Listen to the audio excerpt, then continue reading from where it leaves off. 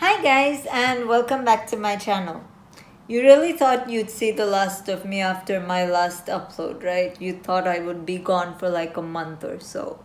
Well, Oh my dude, you just got pranked. Bet you didn't see that one coming, huh? okay, I apologize. That was a very, very lame joke. Let's move on.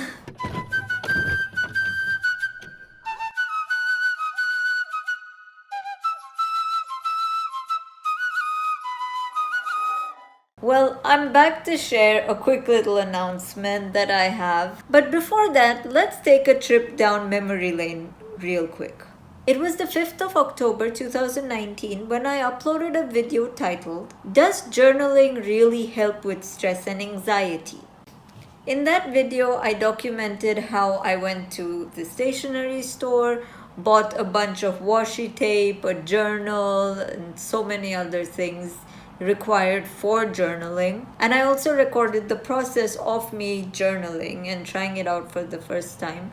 And finally, at the end of the month, I gave you guys an update talking about whether it helped me or not. Mind you, at the time I was not receiving therapy, so I was trying to do each and everything to help better my own mental health. Back then, even though I felt emotions that were not really normal, according to societal standards at least, I would have never thought that I myself would be diagnosed with depression. So I was trying my level best to do everything in my power to make myself feel better. Expectedly, that video did not do really well because I had like 30 to 50 subs probably back then. But I did get one comment that stuck around with me and has probably been the inspiration for what I'm about to reveal to you guys today. That comment said, also, this journal is very thoughtful. You should put it out for sale. And me, being the self deprecating person that I am, said in response, oh, thanks a bunch. Not sure if people would want to buy a journal full of my whiny thoughts and emotions, though. Now, am I going to look back retrospectively and say that I was a whiny person back then? I'm not like that anymore? No, because I'm still a whiny person.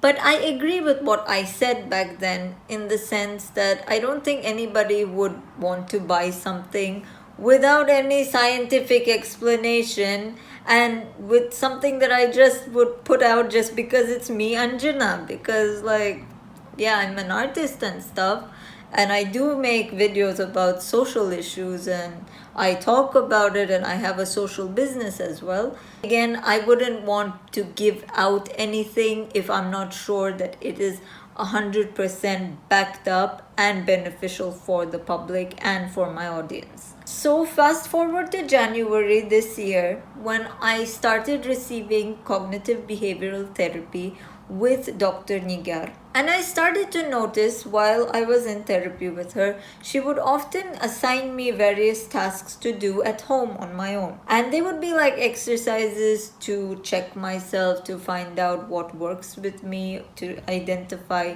my own irrational thoughts, and so on and so forth. And I always found myself using different pieces of paper from around the house that I would find and taking notes real quick and just basically tracking my things down on that piece of paper. Basically, it was an unorganized mess. But I loved the exercises she provided me with, and if she would have not treated me the way that she did back in January, and we would have not had intensive therapy from January to probably May this year, I would have not been where I am right now because I was in a really dark place, and I honestly feel like cognitive behavioral therapy has really helped me, and it has managed to get me on track to understand that, okay, are you being rational right now, or are you being the person from 2 years ago?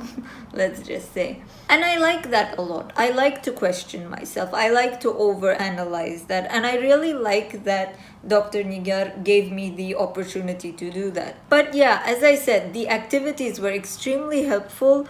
But I couldn't stand the fact that it was completely unorganized because it was my fault. Yeah, it was definitely my fault because I couldn't keep everything in one place. But But me being the person that I am thought, I'm a graphic designer. I've done a lot of design work for the past 4 or 5 years. How about I actually try to make a little journal for myself where I take down all of the activities Dr. Nigar would give to me and I would keep it in one place. So I thought, if it would be helpful for me, why wouldn't it be helpful for someone else? So I went up to Dr. Nigar and I told her about this. I said that this is the idea that I have. I would like to develop a journal of some sort because I really, really like the method you're using on me. And I think if it helps me, it can help a lot of people, right? And she loved the idea. So we decided to finally develop this, our very own Salva journal. You can still track your food and water consumption. You can also track your pill intake and basic daily tasks that you can do, such as making your bed, smiling, talking to a loved one, anything that will make you feel productive and a little bit happier. But you can also do activities related to irrational thoughts, insomnia, anxiety, and so on and so forth that uses methods of cognitive behavioral therapy. Now, if you're not sure how to do those activities, not only have we included how to complete those said activities, but we've also included short explanations and a short bit of psychoeducation so you guys kind of understand why are you doing the things that you are asked to using this journal. We have quite a few reasons for creating the Salva journal, but one of the primary reasons is that a lot of people shy away from getting help with their mental health due to financial difficulties. Now, whether you want to go to therapy or you're unsure about it, we still have you covered with this book. Obviously, the book is not for diagnostic purposes, but it is to help you get your mind and your thoughts on the right track. If you want to use the Salva journal alongside with therapy, you can do that like I did. Well, I didn't use the journal because I just literally got it, but I used the methods that are included. I used the tasks that are provided, and it's been really, really effective. And another reason why we decided to develop the journal is due to the fact that there is stigmatization towards mental health, not only in Azerbaijan, but all over the world. Whether you speak up and say that you have been diagnosed with a certain mental health issue, or whether you speak up about receiving help with that said mental health issue. If you are in a conservative society or generally in a society that judges, which is almost every society that exists on this planet, you're probably going to face stigmatization and discrimination. So we want this journal to exist in the Azerbaijani market and hopefully all over the world, because yes, we do plan on translating this journal into different languages so that it can help other people. And with the Salva Help Journal, we want to break away from the chains of stigmatization, discrimination, and overall just being looked down upon for wanting to be healthy individuals, because it's 2021. We have to start understanding that our mental health is as important as our physical being. If our mental health is bad, we're going to start getting headaches, we're going to start not wanting to eat, we're going to start overeating, we're going to start doing so many things that we would have not if we would have just taken care of our mental health. So I really, really hope you guys do like this product that we have worked so hard on when you finally get your hands on it, because I really think you're going to like. Right now, you're looking at the Russian version of the journal. As I said, there will be a lot more languages that will be added to our collection. Azerbaijani is next and it will be out very, very soon. So for anybody that has made a pre-order for the Russian version of the Salva journal, you will be receiving your journal next week. However, if you want to be added to the list of Azerbaijani journals, please send us a DM. I will be linking the Salva Help Instagram page as well as our Facebook and our website down below, so you can contact us in any which way you want to.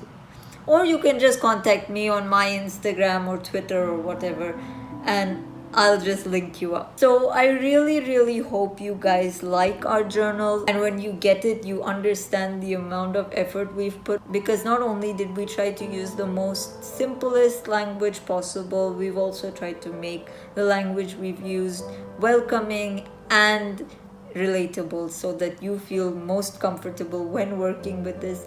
We've also used colors to induce certain reactions and emotions. So for instance, in our sleep hygiene and insomnia chapter, you will see a lot of blues used. When you're going through our anger management chapter, for instance, you will see greens used, because green is used to represent tranquility and peace. So there are a lot of little Easter eggs that you can find when using this book. You can also see the artwork included in the journal in the first few pages. They were illustrated by my friend Ayan. So basically she drew it out and I digitally illustrated it. We wanted the characters to look as traditionally Azerbaijani as possible, so that wherever in the world the Salva journal reaches, we want people to know that it has something to do with its Azerbaijani roots. So that is all I have to say for today. Thank you guys so much for listening, and I will see you in the next video. Bye bye. Alice money, how am I live with it? I feel like giving it. I feel the stress from all this money.